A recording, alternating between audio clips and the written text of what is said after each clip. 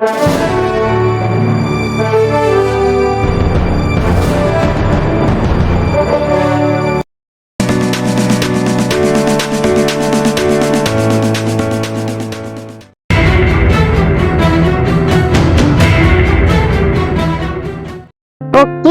பொக்கிஷம். இன்றைய பொக்கிஷம்.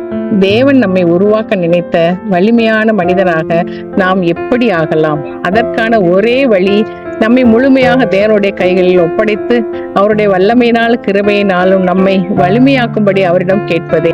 ஏசாயா 64:8. இப்பொழுதும் கர்த்தாவே, நீர் எங்களுடைய பிதா, நாங்கள் களிமண். நீர் எங்களை உருவாக்கிறவர், நாங்கள் அனைவரும் உமது கரத்தின் கிரியை.